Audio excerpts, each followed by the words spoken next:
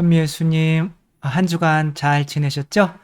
오늘도 댓글 나눔 함께 하도록 하겠습니다. 성부와 성자와 성령의 이름으로 아멘. 오늘은 이제 비도 많이 오고 곧 이제 가을이 오는 것 같아서 이렇게 초가을 분위기 한번 내봤습니다. 정말 꽃도 이쁘고 이제 들판도 황금 물결이 금방 되겠죠. 올해 시작한 지가 엊그제 같은데 코로나 때문에 어떻게 지나가는지 모르고 이렇게 막 지나가는 것 같은데 어차피 이 지나가는 인생 또 이 순간 충실히 기쁘게 행복하게 또 의미 있게 살아서 이렇게 지나고 났을 때 저는 코로나가 굉장히 감사하죠. 또 제가 하는 이야기들 많은 분들이 공유해 주시고 공감해 주시고 그러니까 그전에는 약간 이해받지 못하는 그런 것들이 있었는데 지금은 너무 여러분들이 계셔서 행복하고 그런 댓글들도 많이 달아 주셔가지고 너무 감사하고 다 읽어드리지 못하는 것에 대해서 너무 죄송하고요. 그리고 근데 또 오늘은 읽어드리고 싶은 게 또 많아서 막 하다가 보니까 이래서는 안 되겠다. 그래서 또 어떤 것들은 그냥 읽어드리고 싶은데 빼기도 했는데, 그냥, 내 것도 다 좋은 거였는데, 뭐, 그래서 빠졌겠구나. 그렇게 생각해 주시고, 그냥 몇 분들 거만 함께 읽어보도록 하겠습니다. 전경정 님인지 확실히 잘 모르겠네요. 제 이웃이 개신교인인데, 그냥 친하게 지내지 마시고, 네. 천주교의 십계명은 우상을 만들지 말라는 것이 빠졌다는데, 왜 모세의 돌판에 적힌 것을 바꿨냐고 하시더라고요. 궁금합니다. 정말, 이런 이제 굉장히 유치한, 죄송한데, 개신교 분들한테는 유치한 질문들인데, 한번 그래서 십계명을 한번 볼까요? 이 십계명을 봤을 때, 여기서부터 나에게는 이게 어머머 어디로 간 거야? 이게 뭐예요? 나에게는 나 말고 다른 신이 있어서는 안 된다.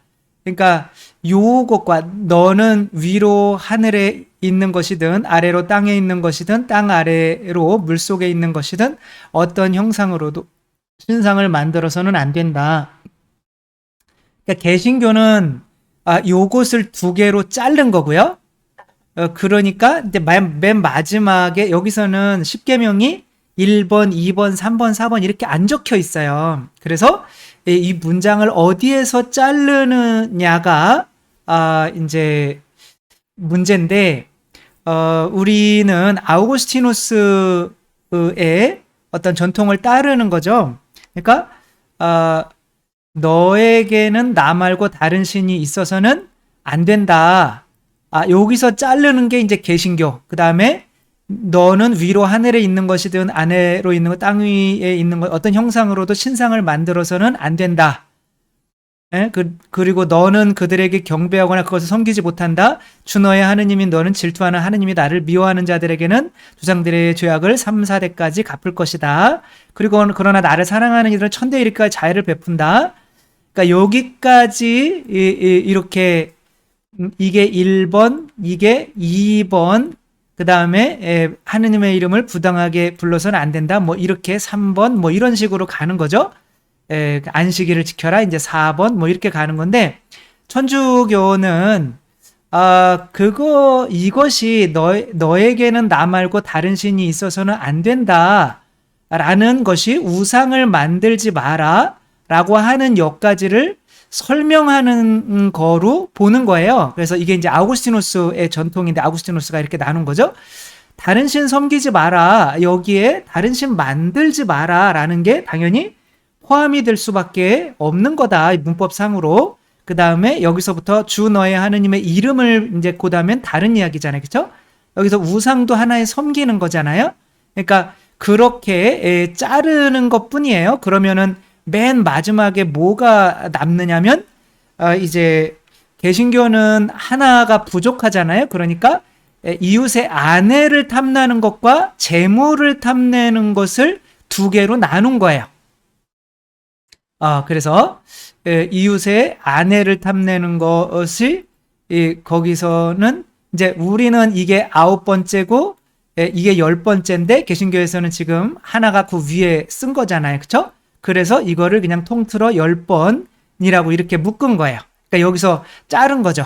그러니까 자르는 문제지 그것이 뭔가 뭘 빼고 뭐 이제 그렇게 얘기하는 거는 우리가 십자가에 예수님을 이제 달아두는 것을 그걸 이제 우상숭배라고 하려고 십계명을 어기는 거라고 이제 말하려고 이제 그렇게 말하는 건데 그냥 그냥 헤어져요. 옆집이랑 그냥 자꾸 그것은 어떤 인간관계는 종교를 떠나서 서로 이해해주고 사랑해주고 그런 입장에서 만나야지 그분은 자기 종교로 그러니까 너는 틀렸어, 나는 맞았어 라는 것을 증명하기 위해서 이제 나랑 만나려고 하는 거잖아요.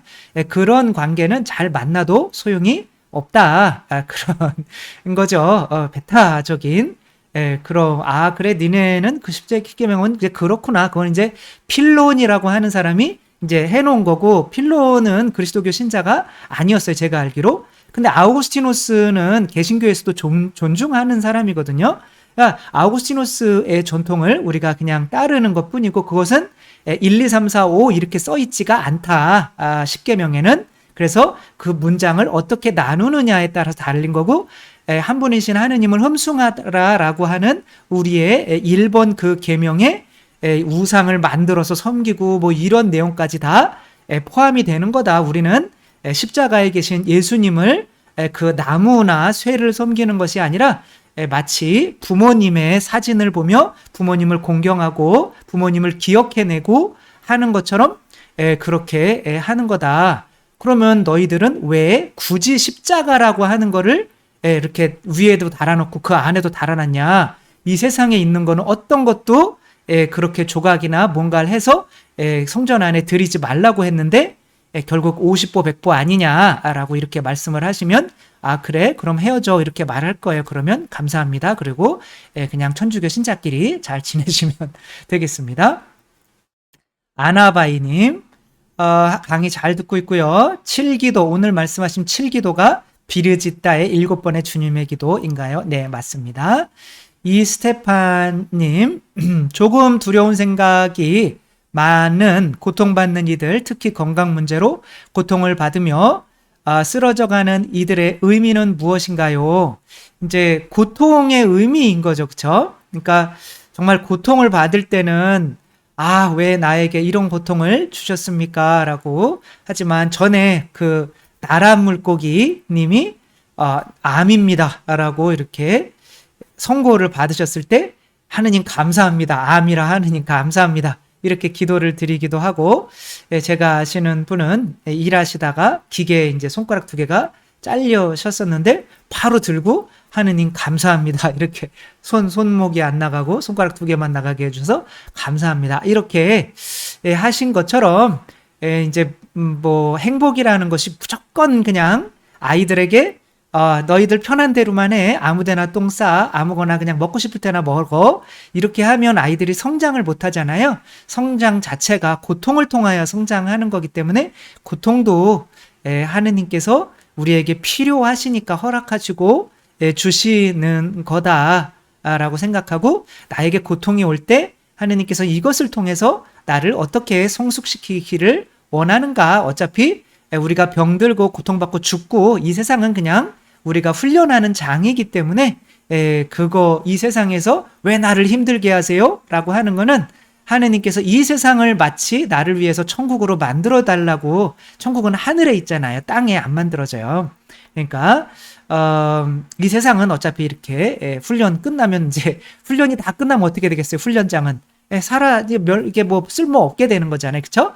그리고 사실 이제 우리 인간들이 점점 악이 커지기 때문에 자기 이기주의가 커지고 하기 때문에 이 세상은 약간은 조금 점점점 정말 파멸로 자멸이죠. 스스로 자멸하는 방향으로 가고 있다는 거, 그 고통 안에서 내가 왜 나에게 이런 고통을 주셨을까?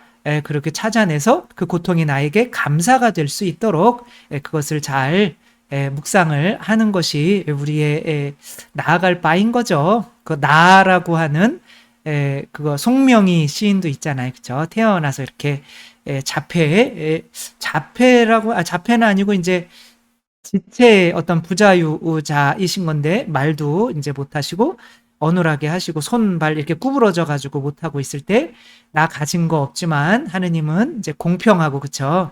공평하신 뭐 그런 시를 써서 이제 한 것처럼 결국에는 우리가 그 고통을 통해서 더 높은 단계로 나아갈 수 있도록 주님께서 주시는 그것도 은총이라는 거. 물론 고통받는 분한테는 이런 말도 안 되는 소린 거죠. 그건 당신의 고통은 은총입니다. 이렇게 하면 그건 이제 본인이 찾아내면서 그거를 찾아낼 수 있다면 그것은 나에게 더 하느님께 가는 은총이 될 수가 있는 거고, 어떤 사람들에게는 이제 계속 이제 고통이, 지옥에서도 고통이 있죠. 그렇죠? 그러나 그 고통은 하느님을 저주하는 고통이 될 수가 있는 거죠.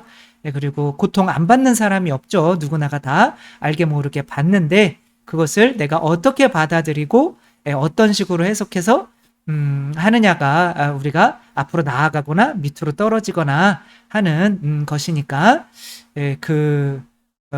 고통을 통해서밖에 성숙할 수 없다는 거, 십자가를 통해서밖에 하느님께 나아갈 수 없다는 거 생각하며 그것들을 잘 받아들이는 연습을 우리가 좀 해나갈 수 있었으면 좋겠습니다. 정난경님, 전에는 제대 위에 올라가서 독서할 때 많이 떨렸는데 신부님께서 가르쳐 주신 대로 주님의 영광을 위하여 라고 마음속으로 되뇌이면서 읽으니까 하나도 안 떨렸어요. 어떤 자매님께서 독서 듣는데 마음에 와 닿아서 좋았다고 말씀하셨어요. 떨리지 않는 노하우를 가르쳐 주셔서 감사합니다. 이런 작은 체험들 한번 해보시면 정말 이런 것들이 이렇게 유익하다는 것을 알게 될 겁니다. 그렇죠? 송사비나님, 지금 시차 적응하느라 깨어 신부님 유튜브를 보다 한국에서 교회 전단지 주시는 자매님께서 묵주를 들고 있는 저를 보시고 대뜸 달겨들어 시비 걸듯 10계명을 아냐고 제 1계명부터 잘못된 거라고 우상 숭배한다고 일장 설교 모드로 돌입하셔서 제가 자매님은 이미 서로 사랑하라는 예수님 말씀에 비난하고 계신 거라고 마음에 비난, 힐난, 다툼, 시비, 우상 가지고 계신 거라고 하셨습니다. 너무 통쾌해서 읽어드리는 거예요.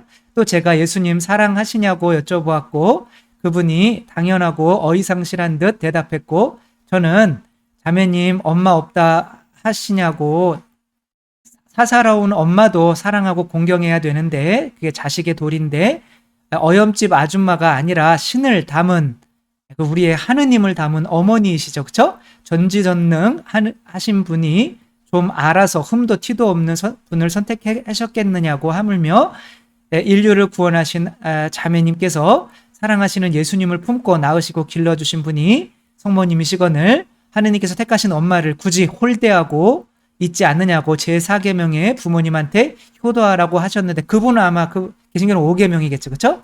그것에 위배되는 건 아닌지 곰곰이 생각해 보시라고 하였습니다.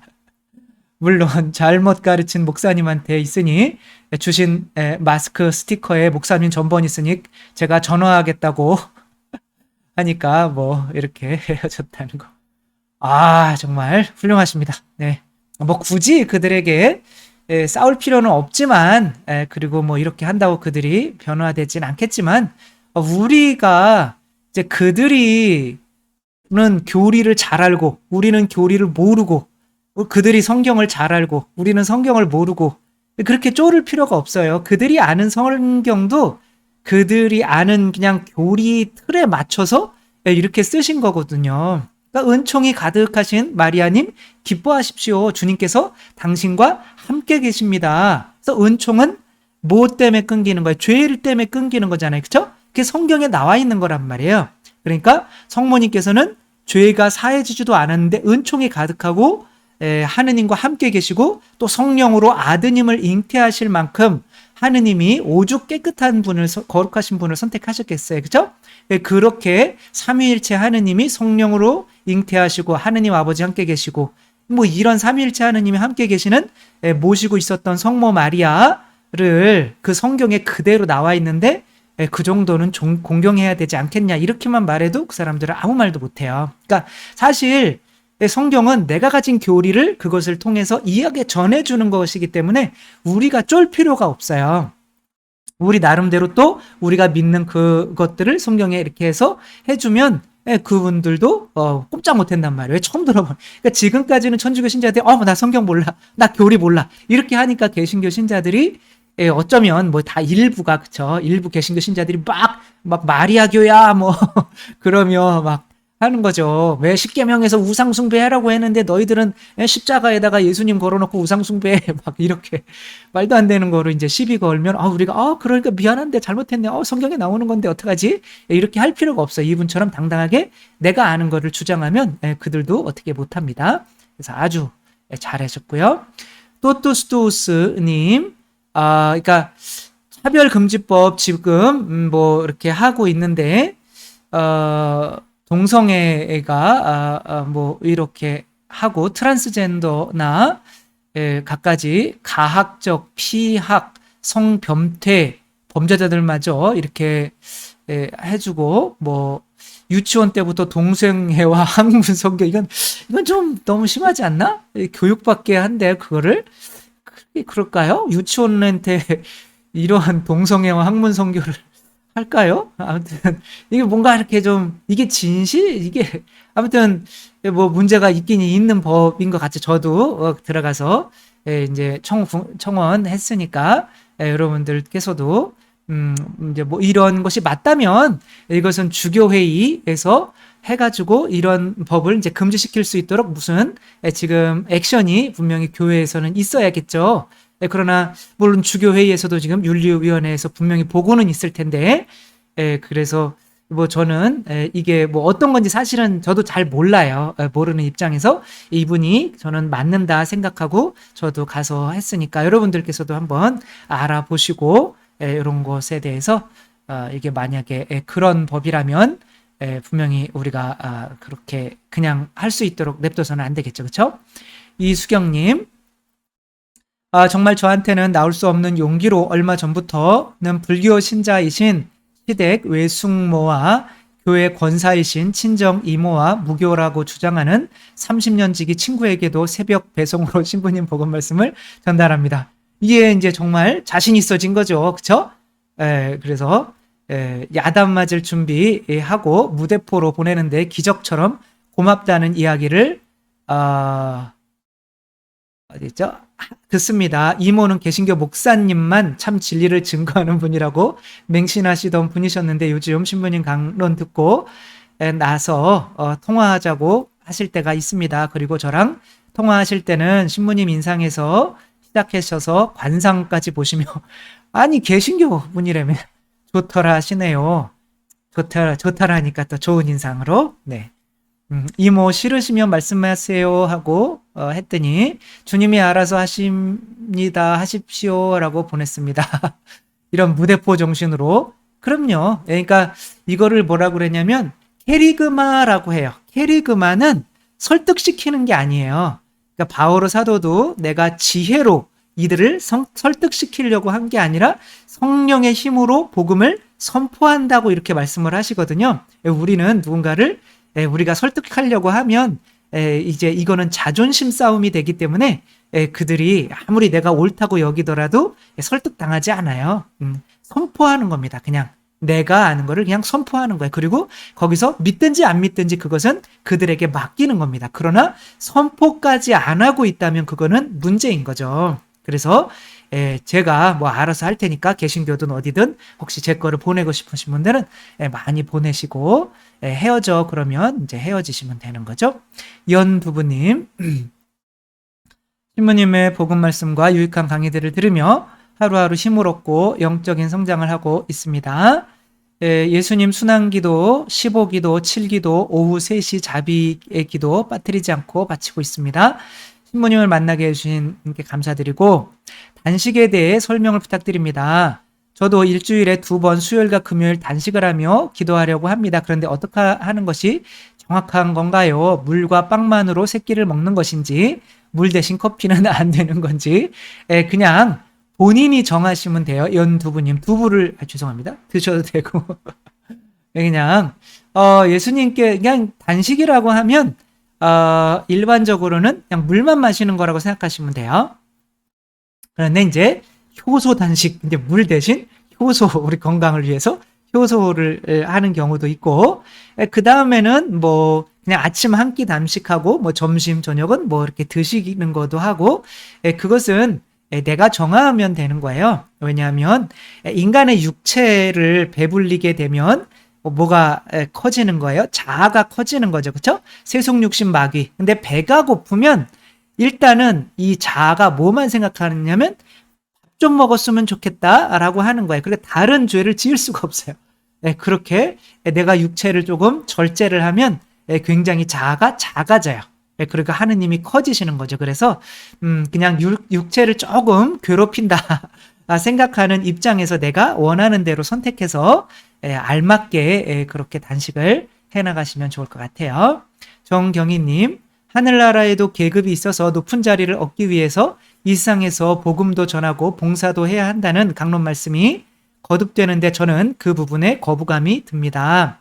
순교하신 분들은 당연히 큰 상을 받고 평범하게 살아가는 저는 작은 존재로 남을 거라는 막연하고 당연한 논리는 인정하지만 높은 자리에 목적을 두고 하느님의 일을 열심히 해야 한다는 것은 세상 논리와 같아서 감동이 적습니다. 하느님 나라는 적어도 이 세상 논리와는 달라야 하지 않을까요? 그러니까 하느님 나라가 이 세상 논리와 100%다 다르지는 않죠. 이 세상도 하느님이 창조하신 것이기 때문에 이 세상에서 경쟁을 시키는 목적이 뭘까요? 누군가가 경쟁을 시키면 누군가는 그 경쟁 때문에 더 잘하기 때문에 그런 거죠. 그런데 이제 하느님께서 경쟁을, 그러니까 바오로 사도도 나는 다른 사람들에게 뒤지지 않기 위해서 나도 내가 열심히 뜁니다 라고 하거든요. 이것도 경쟁이거든요. 그렇죠? 내가 다른 사람들에게 뒤지지 않기 위해서. 나는 근데 그게 뭐 하는 거에 더 작아지고 더 겸손해지려고 노력하는 거거든요. 그렇기 때문에 뭐 또 바오로 사도는 또 은총의 종류도 여러 가지가 있다고 해요. 거기서 가장 그래도 크고 높은 은총을 하느님께 청하십시오 이렇게 나와요. 그래서 그냥 나는 그냥 받는 대로 주고 뭐 그냥 이렇게 살래 라고 할 수도 있지만 또 이런 하늘나라에 이런 위치가 등급이 있다는 걸 알아서 그래서 뭐 그래도 내가 어차피 하는 거 하늘나라에 더 좋은 하느님과 더 가까운 그런 위치에 있었으면 좋겠다라는 마음으로 이 세상에서 산다면 그래도 그게 뭐 더 교만해지는 것이 아니라 그러면 더 겸손하게 다른 사람 섬겨야지 이렇게 되는 거는, 이렇게 거룩하게 경쟁하는 거는 저는 나쁜 거라고 보지 않거든요. 그래서 뭐 굳이 하느님 나라에 들어가기만 하면 되지 왜 굳이 그래야 하느냐, 그냥 우린 그냥 살면 된다 뭐 이런 식이라면. 그래서 예수님께서도 제자들에게 계속 말씀을 하시거든요.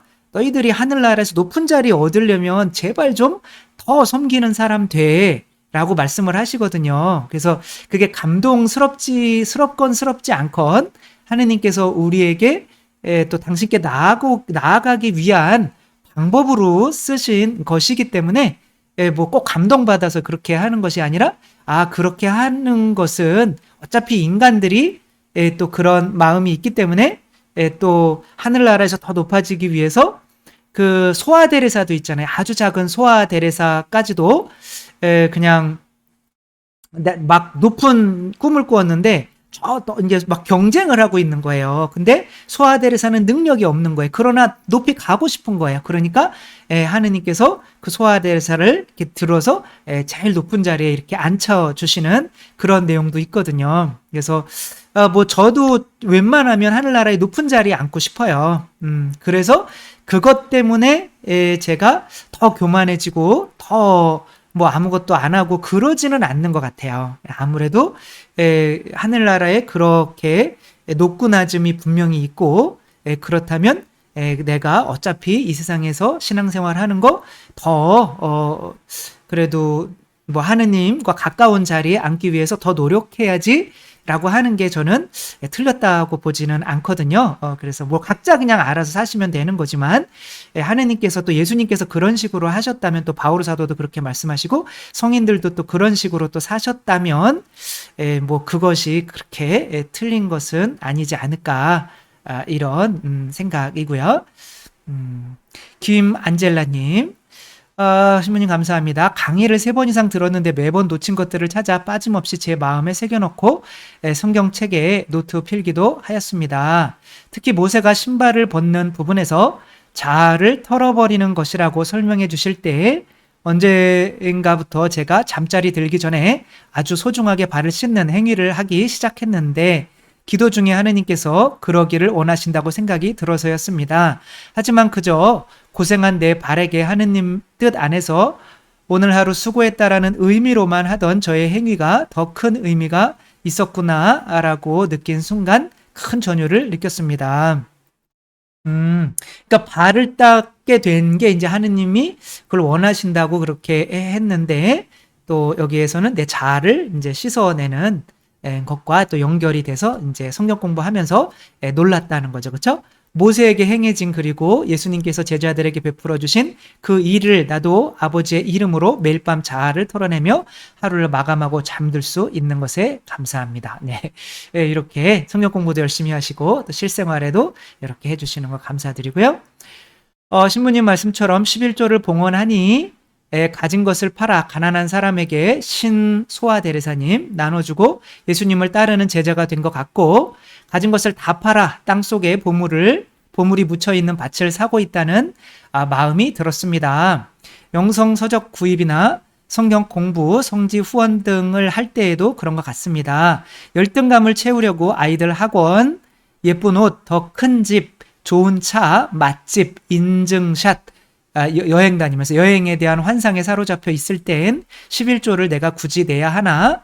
내가 부자도 아닌데 하는 무분별한 상태였습니다. 그땐 시기 질투로 늘 불안했고 화도 났고 성당에 가도 부담스러웠습니다. 그런데 11조를 봉헌하고 나서부터는 주님께 받은 은혜가 많아서 11조를 낼 수 있는 것에 감사하고, 건강한 것도 감사하고, 아이들이 공부 못하면 어떠냐, 건강한 것만도 감사하다는 생각이 들었습니다. 덤으로 아이들도 하느님께서 지혜롭게 잘 자라게 해주실 거란 믿음까지 키워주셨습니다. 제가 이쁜 옷 하나 사 입어도 11조를 봉헌하고 나서 사 입으면 마음이 편하더라고요.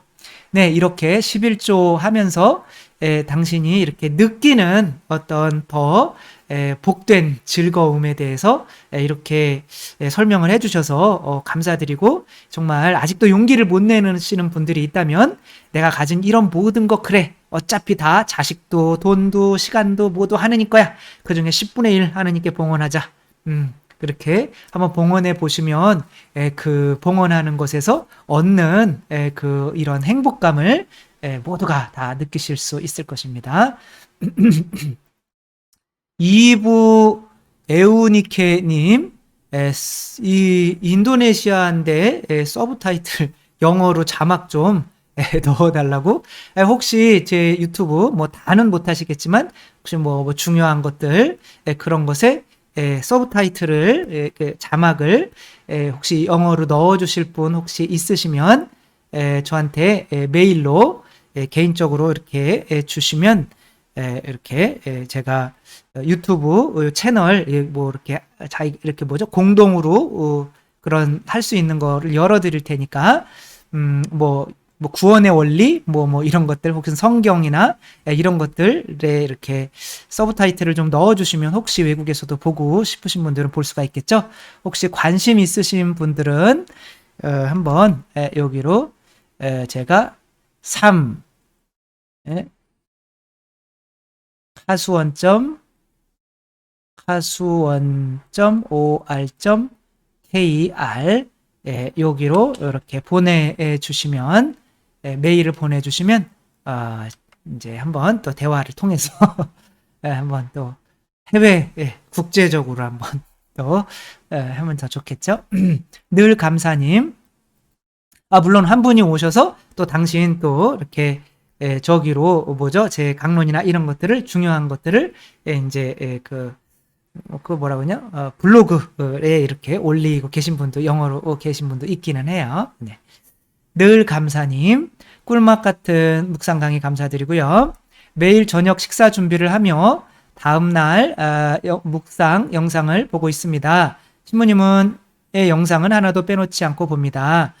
그러나 댓글은 처음 달아봅니다. 15기도, 7기도도 열심히 하고 있습니다. 질문이 있는데요. 미사 성찬 예때 신부님께서 간과오니 하시면 땡 하고 복사가 종을 치면 신자들이 일제히 고개를 숙입니다. 그리고 내 몸이다 하시면 복사가 종을 치고 신자들이 고개를 들고 성체를 바라보는데 제가 알기로는 간과오니에 땡 종을 치면 모두 신부님을 바라보며 성체 변화에 집중해야 한다고 교육받은 기억이 납니다. 간과오니 땡 할 때 신자들이 고개를 숙이는 것이 맞는지 신부님을 바라보는 것이 맞는지 알고 싶습니다. 저도 알고 싶습니다. 그래서 정말 땡 하면 간과오니라고 하면 그러니까 이제 뭐 고개를 숙이는 것이 안 보는 것이 아니라 약간 조금 이제 그 땡 치는 게 뭐 숙여라 들어라 그런 거보다는 집중해라 그런 뜻이거든요. 그러니까 오히려 이렇게 그냥 고개를 숙이는 것보다는 신부님께서 그렇게 하시는 것에 좀 고개를 들고 오히려 더 집중을 하시는 게 옳은 게 아닌지 제가 맞는지 모르겠어요.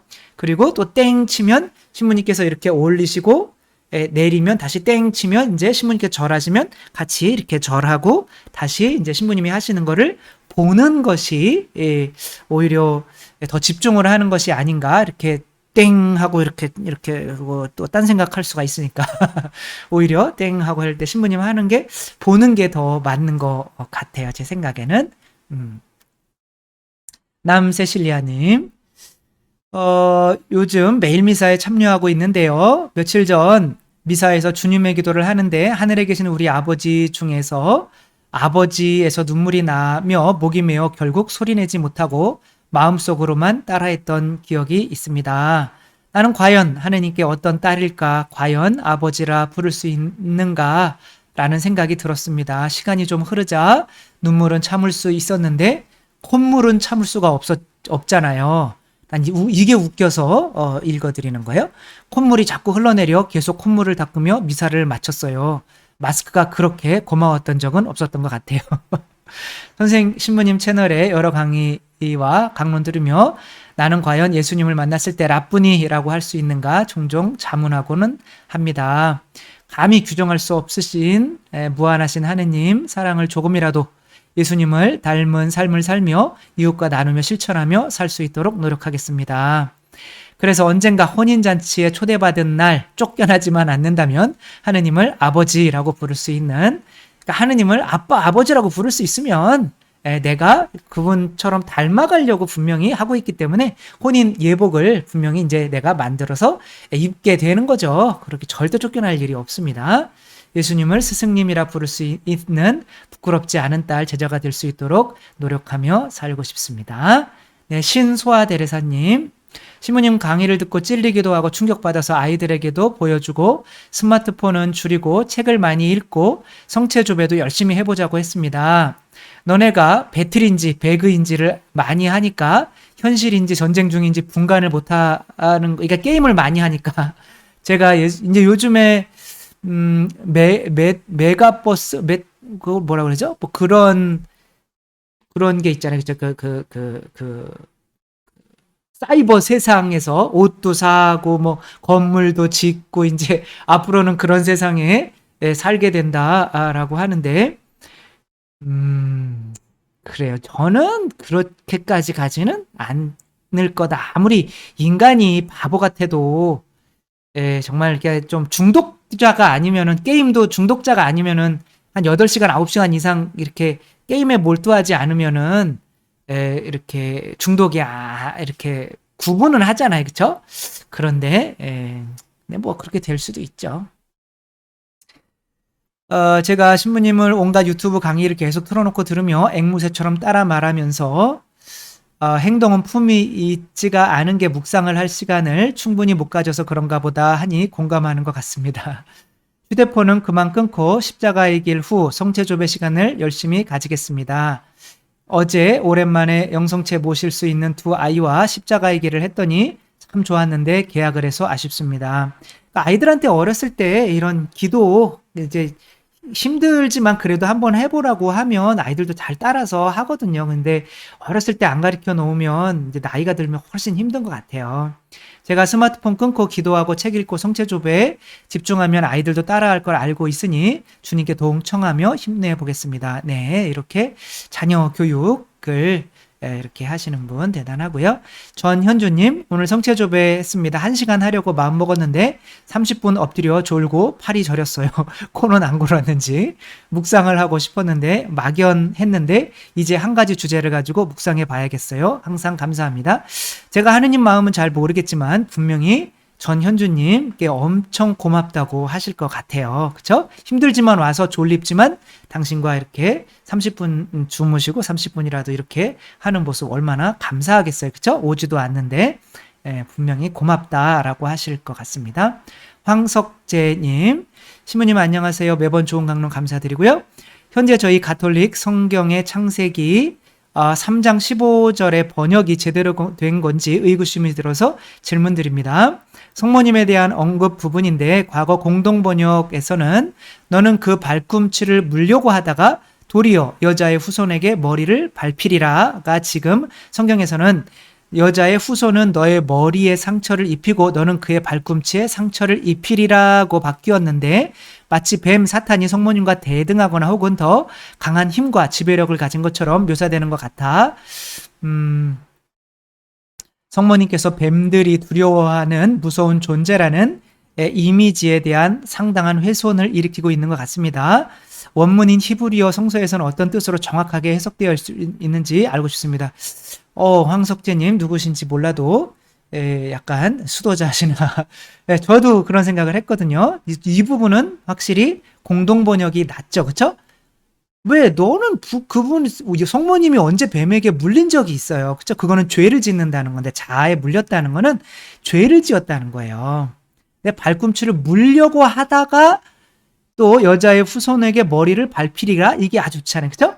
근데 여기서 물려고 하는 거나 머리를 밟히는 거나 같은 단어예요. 사실은. 어떤 단어냐면은 슈프라고 하는 거에서 나온 단어인데 이 뜻은 물어보면 본래 입을 크게 벌리고 이렇게 쳐다보는 입을 이게 물으려고 하는 모습인 거야. 이미 물렸다 가 아니란 말이에요. 그러니까 물으려고 그게 과거형이 아니에요. 그래서 이제 입을 크게 벌리고 혹은 물어 뜯다라는 말도 있기는 해요. 그렇죠? 그러나 압도하다, 깨트리다, 상하게 하다, 덮다, 타박상을 입히다, 으깨다, 무너지다, 부수다. 그러니까 입을 크게 벌리다가 여기에서는 더 뭐냐면 그러니까 많은 이렇게 단어들이 있으면 거기에서 가장 그러니까 가장 뭐랄까 원시적인 단어가 있어. 그게 거기에서부터 해석이 돼야 되는 거예요. 그렇기 때문에 입을 크게 벌리고 이렇게 물려고 했는데 이제 뭐 물릴 것이다. 뭐 이런 식으로 해석하는 게 오히려 낫지. 성모님이 물릴 것이다. 성모님의 발이 물릴 것이다. 그래서 뱀한테 물릴 것이다. 이것은 저도 이렇게 조금은 좀 다시 한번 생각해 봐야 되는 번역이 아닌가 싶습니다. 정란경님, 신부님 이제 이해가 갑니다. 치포라, 이게 생각이 안 나가지고 치포라가 왜 자신의 아들의 포피를 잘라 모세의 발에 대고 나에게 당신은 피의 신랑입니다 한 말입니다. 그러니까 우리들은 어딘가에 가서 파견해서 피의 신랑이 되는 거죠. 그렇죠? 누군가가 그러니까 여러분들이 제가 이제 신랑이 되고 여러분들이 어떻게 되는 거예요? 저의 신부들이 되는 거예요. 그러면 이제 뭐 본당 신부님들이 계시겠지만 그러니까 여러분들은 어떻게 돼요? 또 나가서 복음을 전해서 그들을 회개시켜서 자아를 끊어내고 그러면 신부님 제가 한 명 선교했습니다. 그러면은 제가 피의 신랑이 되는 거죠. 그렇죠? 그래서 예수님의 피로 내 자아를 죽이지 않으면 아들의 포피를 벗김 신랑 모세를 얻지 못하는 거예요. 내 자아를 죽여 또 이제 봉헌하는 게 또 11조부터 시작하는 거죠. 그래서 뭐 항상 우리 정능경 라우렌시아님 뭐 거의 이렇게 쓰시는 거를 보면 대충 어느 정도까지 이해했는지를 알게 되잖아요. 그러니까 이분은 뭐 거의 99점 정도로 이해를 오히려 저를 넘어섰을 수도 있고요. 뭐 아무튼 잘 이해하시는 분 감사드리고요. 그러니까 이렇게 이해를 해주시는 분이 저는 너무 감사한 거예요. 그러니까 너무 좀 이렇게 뭐랄까 이 유튜브를 시작하기 전에는 좀 많이 외로웠달까? 그러니까 외로웠어요, 저도. 그래서 그러니까 얘기를 하면 뭐 신부님이건 수녀님이건 뭐 평신도 분들이건 굉장히 이렇게 이해를 못해서 그냥 이분들에겐 그냥 여기까지만 해야 되고 또 이것까지만 이렇게 정하는 게 굉장히 그리고 또 그러니까 이해를 받아주지를 못하니까 이해를 얘기를 못 하겠는 거죠. 그런 또 상황에서 유튜브를 통해서 했더니 너무 많은 분들이 다 이해를 해주시고 하니까 뭐 저는 너무 기쁜 거죠. 뭐 더 이상 뭐 아무튼 유튜브가 너무 해서 또 이해해 주시는 분들이 너무 많아서 이렇게 하니까 또 이렇게 이야기를 할 수가 있어서 너무 감사드린 거죠. 최요셉 가정 91년 아빠 사업부도와 엄마의 암투병으로 인생의 암울함을 겪고 있을 때 본당에 오신 보좌 신부님이 고3 모임을 통해서 힘든 누구나 아무 때나 전화하라며 사제관 번호를 알려주셨습니다. 핸드폰 번호를 알려주셨어야 되지 않을까요? 짧은 몇 번의 통화였지만 그때 받은 위로와 격려가 세상을 살아가는데 큰 힘이 되었습니다. 제 번호를 알려달라고 하시는 건가요? 제 번호는 뭐 당연히 알려드리죠. 뭐 010-9214입니다. 네. 뭐 다 얘기한 것 같은데? 뭐 알려드려도 전화도 못 하시더라고요. 꼭 그런 게 아니라면. 네, 그러니까 이제 뭐 일단은 저한테 아까 알려준 메일로 이렇게 해주시면 감사하겠습니다. 네, 지금도 청소년 3억에 투신하고 계신 신부님을 보면 존경스럽고 저절로 기도하게 됩니다. 성경 속의 예수님을 따르는 제자들이 지금 저의 마음이 아닐까 싶습니다. 이 땅의 모든 사제들이 아프고 힘든 모든 분들에게 빛과 위로가 되기를 바라봅니다. 정말 훌륭한 보좌 신부님 감사. 저도 굉장히 훌륭하다 생각이 들고 있습니다.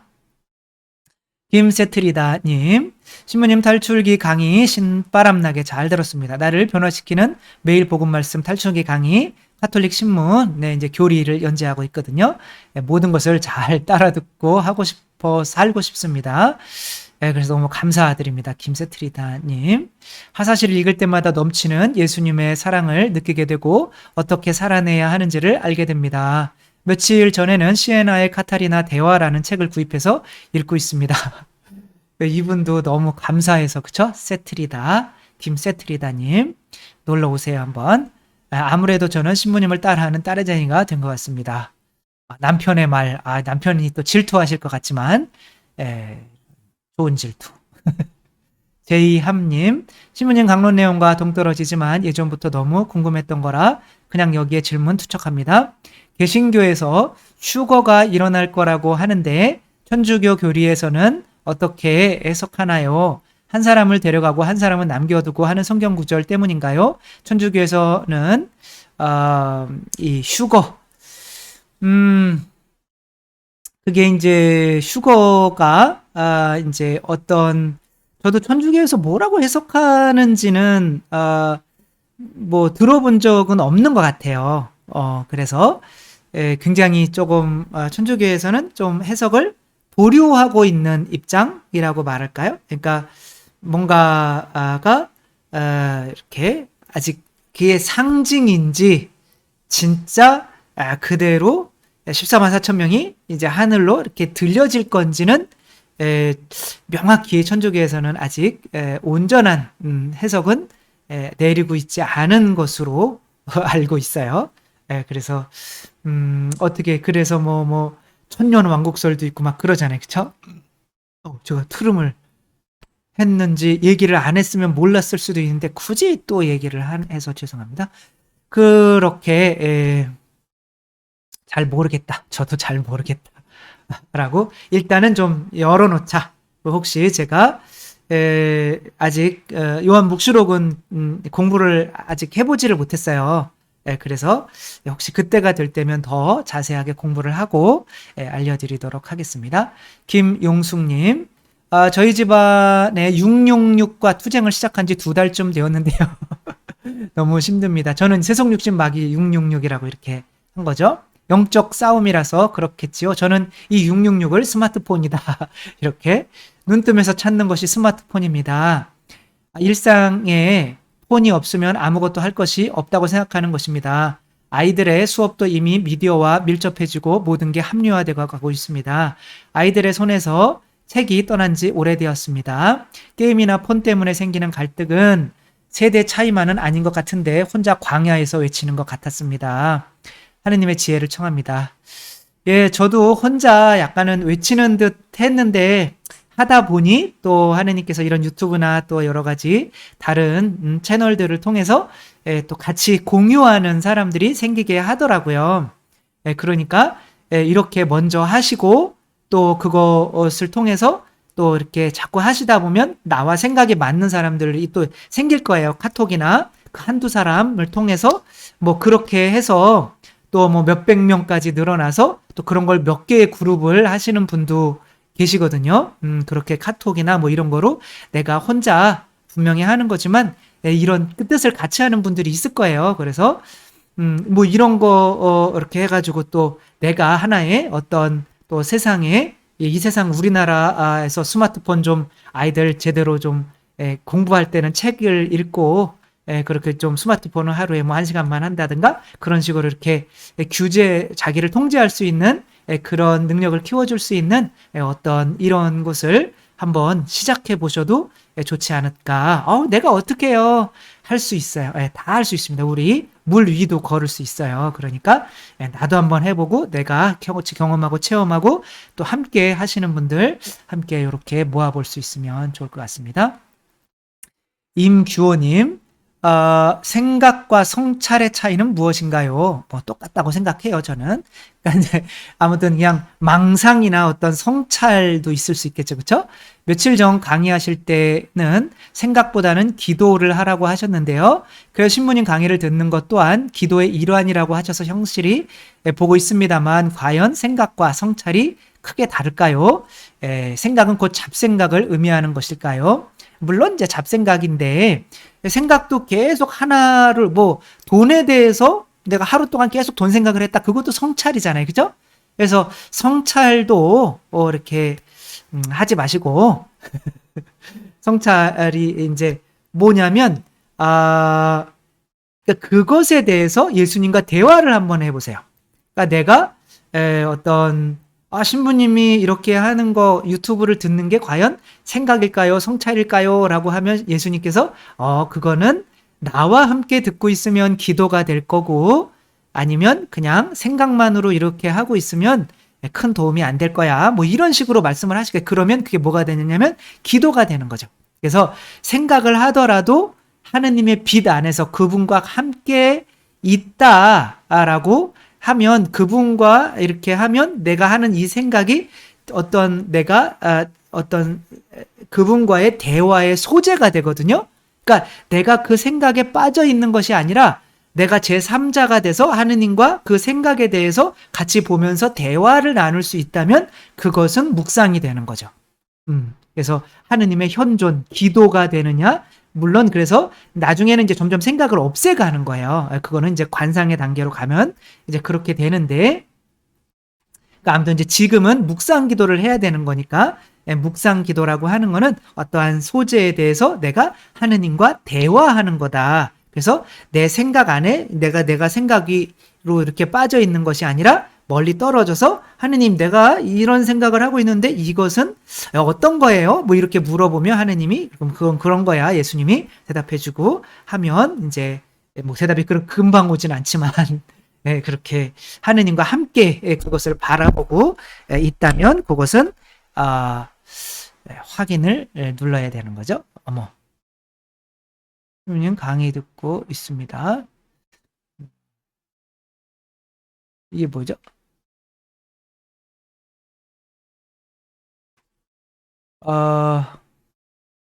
이것은 전에 했던 건가요? 예, 다 했던 건데, 죄송하고요. 다 했던 건데, 이제 확인을 눌렀더니, 이 모양이 됐네요. 어, 그리고, 정란경님, 옛날에 한 수도원에서 기도 시간만 되면 고양이가 울어대서 수사님들이 기도하러 가시기 전에 고양이부터 잡고 기도하셨다는데 시간이 흘러 수도원 안에는 더 이상 고양이가 없자 수사님이 굳이 밖에 나가서 고양이를 잡아놓고 나서야 기도를 하셨다는 얘기를 들은 적이 있는데 율법의 정신과 교리의 핵심이 잘 전달되고 지켜질 수 있기를 바랍니다. 그러니까 굉장히 좋은 예를 들어주신 것 같은데 이것도 마찬가지인 거죠. 그러니까 묵상 기도를 할 때 이 고양이가 생각이라고 한번 생각해 보세요. 그러면 생각을 일단은 끊고 기도를 하려고 하면 처음에는 잘 안 돼요. 그러니까 생각을 일단은 끊어야지라고 하지 말고 일단은 그 고양이 울음소리부터 시작하면 되는 거예요. 생각을. 제가 지금 이런 생각을 하고 있습니다. 이제 성체 앞에 가서 묵상 기도를 하고 있다면 제가 지금 이런 생각을 하고 있네요. 이런 생각은 왜 떠오르는 거죠? 이렇게 굳이 그놈을 그냥 다 잡으려고 그게 없으면은 또 그 생각은 안 끊겨요. 그렇게 하는데 묵상 기도는 일단 이제 명상은 생각을 끊는 거지만 묵상 기도는 내가 생각을 해야 돼요. 했는데 뭐 안에서 성령의 빛 안에서 해야 되는 거죠. 그러니까 내가 생각나는 것도 기도의 소재거리가 될 수 있으니까 그렇게 하는데 그래서 기도의 소재거리를 어디서 찾아야 되는 거예요? 성경 말씀. 그래서 말씀을 통해서 왜 이 말씀을 하셨죠? 왜 이 말씀을 하셨을까요? 그거만 계속 생각하는 거죠. 하느님의 빛 안에서. 저한테 도대체 무슨 말씀 해주시려는 거예요? 이렇게 하다 보면 그 말씀을 통해서 좀 짧게 좀 해라. 너무 길지 않니? 지금 51분 지났다. 뭐 이런 말씀을 해주시면 빨리 끝내야겠다. 이런 생각이 드는 거죠. 그쵸? 태연님, 안녕하세요. 신부님. 요즘 신부님 강론을 들으면서 제가 가진 문제들을 명확하게 짚어주시는 것 같아서, 아프지만 감사합니다. 음란죄로 너무 많이 무너지고, 다시 또 고해성사 보고, 또 하루 만에 무너지고, 이런 과정이 반복되다 보니, 저 자신을 완전히 믿지 못하는 지경이 되었습니다. 근데 이제 이것은 아주 좋은 거예요. 근데, 믿지 못하는 것이 되었다라기보다는 내 자신 안에 있는 이 자아가 얼마나 센지를 이제 알면 되는 거죠. 자, 아이들은 일어서서 넘어지는데 2000번 걸린다고 하잖아요. 그죠? 우리 형제님인지 자매님인지 모르겠지만 하루에 한 번씩만 무너진다고 그래도 2000번이라고 하면 365일 하면은 어떻게 돼요? 10년이면 3000일이니까 뭐 한 12, 3년 되겠나요? 그쵸? 2000번, 2000일이라면. 그러니까 아무튼 그 매일 죄를 지어도 그러니까 한 15년 동안 매일 고해성사를 봐야 그 죄를 내서 벗어날 수가 있다는 거예요. 그것은. 그러니까 이만큼 내 본성에서 벗어나는 이 싸움이 엄청나게 힘들다는 거죠. 그러니까 지금 자매님인지 형제님인지 모르겠지만 그 분만 힘든 것이 아니라 누구나가 다 거기에서 벗어나는 건 다 힘들다. 누구는 어떤 사람을 판단하는 교만의 죄에서, 누구는 돈을 좋아하는 죄에서, 누구는 어떤 성적인 거에 대해서 충분히 다 그만큼 자주 무너질 수 있다. 그것을 받아들이셔야 돼요. 그래서 그 한 죄로 죽을 때까지 내가 싸워야 돼요. 그래서 뭐 너무 자주 죄를 고해성사 그 죄 지을 때마다 고해성사 보는 것보다는 이런 것은 내가 일주일이나 한 달 정도 잡고 한번 내가 싸워보고 이렇게 뭐 일주일에 몇 번 넘어졌습니다. 한 달에 몇 번 넘어졌습니다. 라고 하면 그다음에 다시 한번 싸워보고 그러면 이제 점점점 내가 그렇게 넘어지는 시간이 점점점 이렇게 길어져요. 그래서 완전히 딱 끊기고 뭐 애가 바로 두 발로 일어나서 걷고 이런 일은 일어나지 않아요. 그러니까 이 싸움을 이제 계속 해 나가시면 되는 거예요. 그리고 죽을 때까지 안 될 수도 있어요. 그렇지만 그래도 내가 싸우고 있었다고 하는 거는 내 안에 믿음이 들어왔다는 거죠. 그리고 빨리 그것에서 내가 극복하려면 나는 죽었습니다. 나는 그리스도입니다. 이거를 빨리 완전히 믿도록 자주 해야 돼요. 왜냐하면 내가 그리스도입니다 라고 하면 내가 어떤 성적인 욕구가 이제 안 일어나요. 욕구라고 하는 거는 나는 개야 라고 술 먹다 나는 개야 라고 해버리면 개의 욕구가 나와요. 개처럼 살아야지. 나는 소야 그러면 소의 욕구, 나는 사람이야 그럼 사람의 욕구가 나온단 말이에요. 나는 하느님입니다 라고 하면 하느님으로서 이 욕구가 안 나와요. 희한해요. 한번 해보세요. 왜냐하면 내가 그렇게 믿고 있는 나의 정체성이 나의 본성이기 때문에 그런 거예요. 그래서 나의 본성이 그리스도라고 믿어야 빨리 여기에서 벗어날 수가 있어요. 그래서 내 자신과 나는 인간인데 이게 왜 안 되지? 이렇게 싸워봐야 그것은 계속 넘어지니까 그 믿음과 함께 싸움이 그 믿음을 키워나가면서 싸움이랑 같이 해야지 계속 싸움만 하다가는 진짜 절대 이길 수가 없어요. 진짜로. 그래서 나는 그리스도입니다. 내가 그리스도와 하나입니다. 내가 그리스도인데 왜 이런 욕구가 나오지? 아직은 믿음이 부족한가? 내가 그리스도이라는 걸 더 믿어야지 하면서 그 믿음을 증가시키는 거랑 같이 가야 이 싸움에서 승리하실 수 있다는 거죠. 문정수님, 까르투시오 봉쇄수도원 다큐멘터리 보았습니다. 수사님들이 독방에서 기도하는 경건한 모습, 맨밥과 물만으로 하루 한 끼 식사, 수사님들의 소박하고 가난한 삶을 실천하는 삶은 가히 충격적이었습니다. 낡은 옷, 다 떨어진 양말, 슬리퍼 등 우리나라 봉쇄수도원의 모습이 신비롭고 경건하게 느껴졌습니다.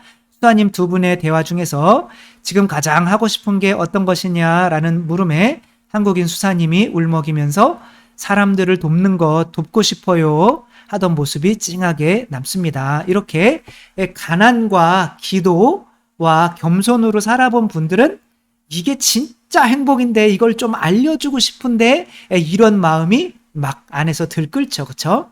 그러나 이분들은 기도와 그런 희생으로 이 세상에 이제 힘을 주고 계신 분들인 거죠. 혼자 방으로 돌아가 기도를 부탁하는 편지들을 읽고 있는 그런 모습, 하느님께 자신의 삶을 봉헌한 수사님들의 일이 원하는 삶이 거룩한 기도로 세상을 돕는 일이구나. 쿵 하고 감동으로 마음이 울렸습니다. 누군가를 위해 기도부터 시작해야겠다 하는 마음이 생겼습니다. 아프고 힘든 고통도 예수님의 고통에 비하면 아무것도 아니라며 미사를 들으며 너무나 행복하게 웃고 계시던 편찮으신 수사님의 모습이 기억에 남습니다. 가난과 청빈, 순명과 단식을 하며 기도하며 사랑하는 삶을 보며 뭉클한 마음으로 기도합니다. 감사드리고요. 김샤이님, 교리 정말 중요하다고 생각합니다. 그런데 조용하고 점잖은 것이 좋아서 천주교를 선택했다는 분들이 꽤 봅니다. 단체 생활이나 특별한 계기가 없는 보통 평범한 신자들은 세례받고 나면 기계적으로 미사에 나오는 것이 다인 것 같아요. 요즘은 이런 분들도 대단하다고 할 수 있지만요. 새 신자들이 많이 만드는 것도 중요하지만 신자가 된 분들을 성숙시키는 방법들도 굉장히 필요해 보입니다. 매일 미사 몇십 년 나오시는 할머니가 옆에서 누가 기도하거나 말거나 친구들이랑 성전에서 수다 떠는 것이 현실입니다. 유유. 안녕하세요. 신부님 강의 듣고 삶을 고쳐나갈 수 있어 기쁜 신자입니까? 어머, 이거 다른 분인가 본데요? 아무튼 교리가 우리 너무 부족합니다. 우리 성경은 교리를 아는 만큼 해석되는 거다. 우리가 성경에 공부하는 거 반 정도, 그 다음에 기도도 너무 오래 하시는 분들은 그것도 반 정도 하시면서 좀 교리 공부에 우리가 그 시간을 하루에 10분이든 20분이든 좀 투자하며 내가 하느님에 대해서 더 알아가려고 좀 노력을 했으면 좋겠다. 왜냐하면 사랑이라는 게 아는 거잖아요. 그쵸? 그런데 엄마 아빠 그냥 엄마 아빠 계시는 것만 알면 되는 거지 뭐 엄마 아빠가 나한테 뭔 고생을 하셨는데 나한테 뭐 됐어 그 정도만 알면 충분해. 이건 엄마 아빠를 사랑하고 싶지 않다는 말과 같은 거잖아요. 그렇죠? 물론 성경도 중요한 거지만 다시 말씀드리지만 성경은 내가 아는 만큼만 해석되는 거다. 혹은 성경을 통해서 교리를 알려주는 것이면 들어도 좋아요.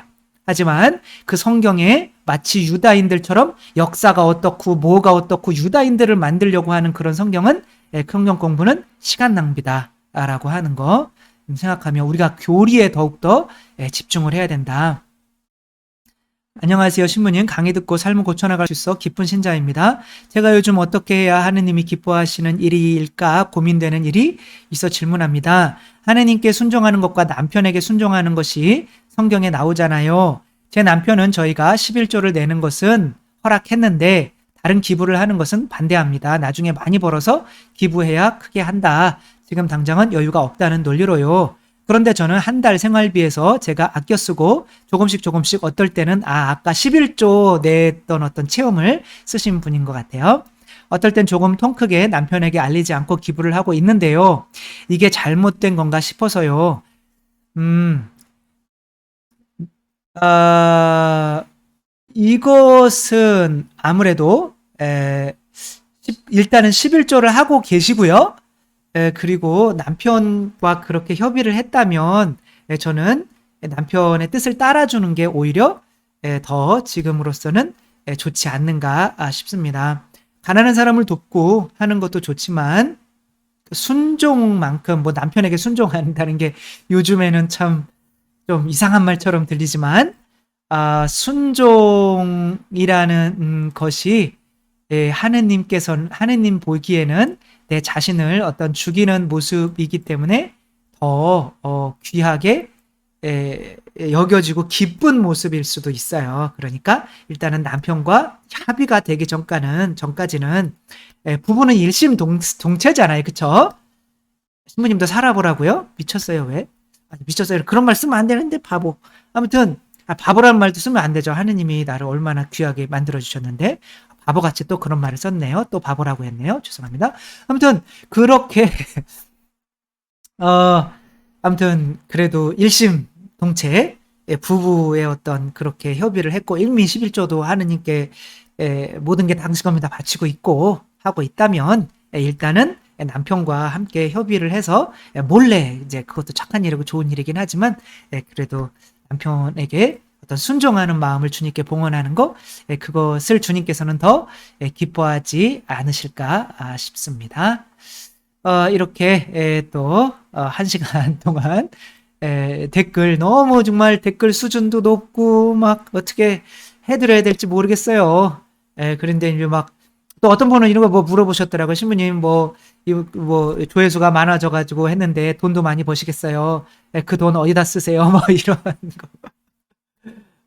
그걸 또 어떤 분은 또 신부님께서는 이거를 통해서 뭐 돈을 벌지 않으십니다. 이렇게 네, 이렇게 써주시고 감사합니다.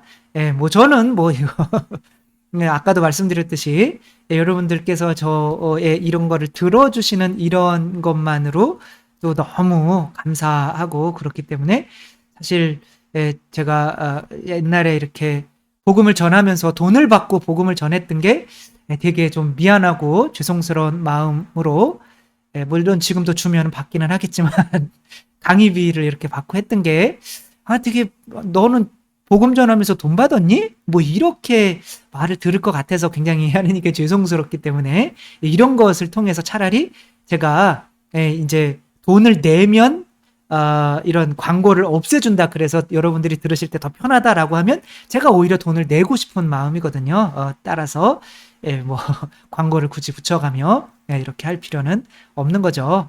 이렇게 아무튼 감사드리고 또 한 주 행복하게 또 보내시기 바랍니다. 주님께서 여러분과 함께 전능하신 천주 성부와 성자와 성령께서는 여기 모인 모든 이에게 축복을 내리시어 길이 머물게 하소서.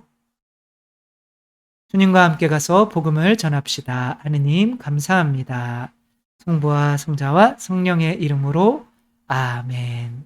감사합니다. 사랑합니다.